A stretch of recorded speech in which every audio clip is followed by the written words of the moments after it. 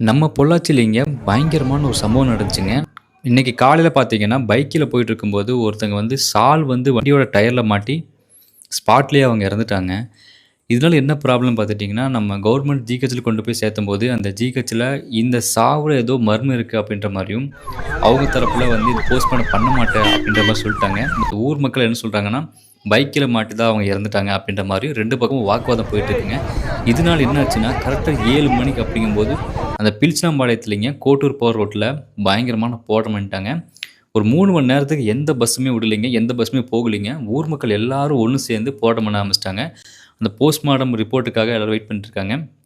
அந்த போஸ்ட்மார்டம் வந்து பைக்கில தான் விழுந்து இறந்தாங்க அப்படின்ற மாரி ஊர் மக்கள் எல்லாரும் ஒரு தரப்புல போராட்டம் பண்ண ஆரம்பிச்சுட்டாங்க. திரும்பி வீட்டுக்கு வர மக்கள் எல்லாருமே ரொம்பவே கஷ்டப்பட்டுருக்காங்க. ஸோ உங்ககிட்ட ஷேர் பண்ணிக்க ஒரே விஷயம் அப்படின்னா, சால் வந்து நீங்க அசால்ட்டா விடுறீங்க. அது 1 செகண்ட்ல தான் உயிர் போயிருதுங்க. ஸோ முடிஞ்ச அளவுக்கு சேஃபா டிரைவ் பண்ணுங்க.